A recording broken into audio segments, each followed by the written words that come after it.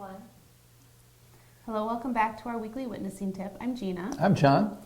So last week we were talking about how we want to be personal in our witness, right? And so that's pretty easy for most people, something that everyone can relate to. This week is a little bit more challenging. We're talking about sin. Talking about sin. So how do we witness about sin? You can imagine this is probably one of those things people almost avoid.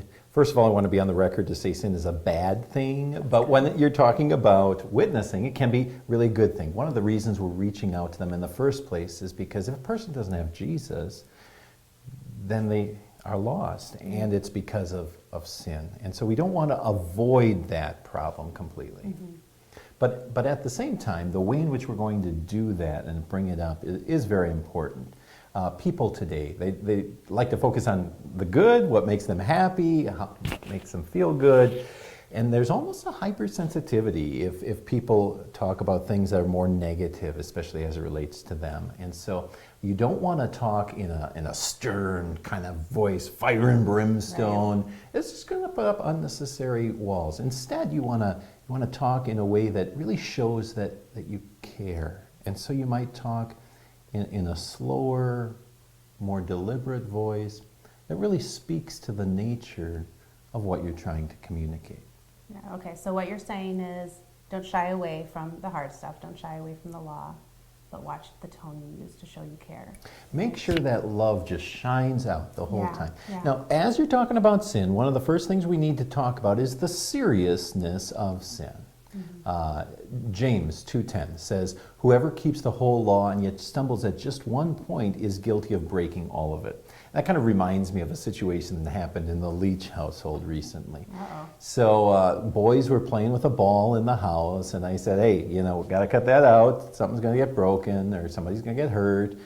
And it went on a little bit longer, and wouldn't you know it, a ball went sailing through the air, ended up crashing into a plant in a clay or pottery type vase, and blew it over. The plant broke. There's dirt everywhere, and now this pot is just shattered in pieces, right?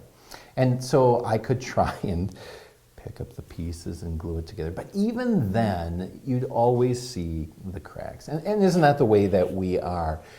We'd like to say, "I'll just try and that's good enough," but we're broken. And even if you put the pieces back together and glue them, we still have those cracks. Yeah. We can't fix ourselves. Yeah, people always want to know where they stand with God, right? And what you're saying is we have a problem that we can't fix.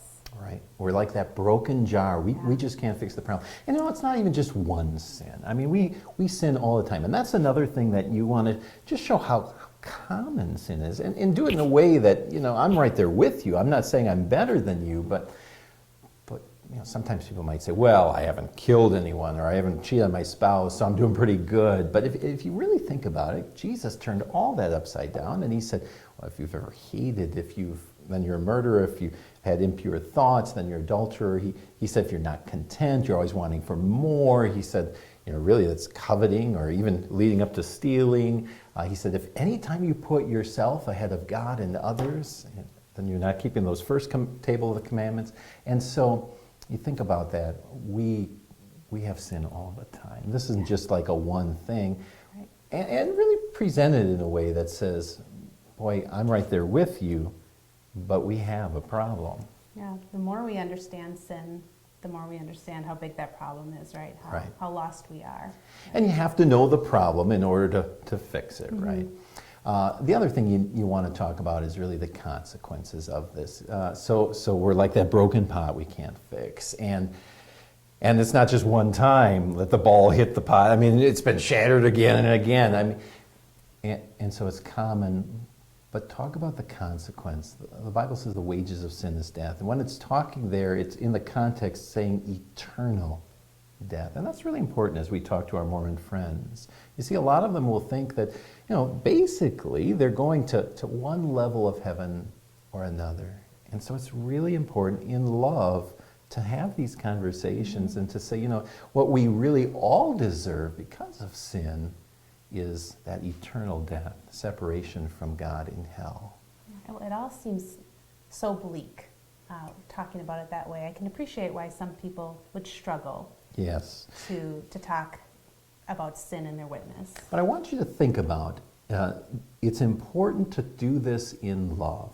Imagine that you were going to the doctor and you had a test and you're just covered in cancer, right? You could go to one doctor and let's say they ignore the results and they say, yep, you got a clean bill of health, really not loving. Right. But if you have someone who instead, a doctor would say, you got a serious problem here, but I've got the cure.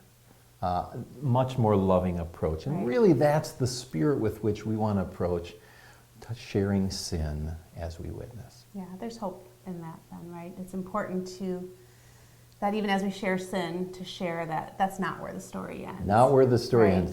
The law makes us, you might say, terribly sad so that the gospel can make us oh so very glad. Right.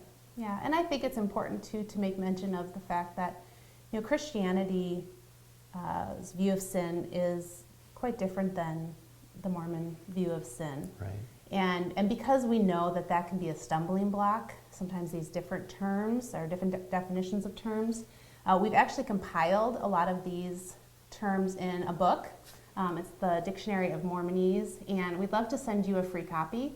So I'll put a link down in the comments below, and you can just subscribe, and we'll send you a free copy of this, and hopefully it will be a blessing to you in your witness. Right, absolutely. So that's all for this week, and we will see you next time. Go give them heaven. Bye.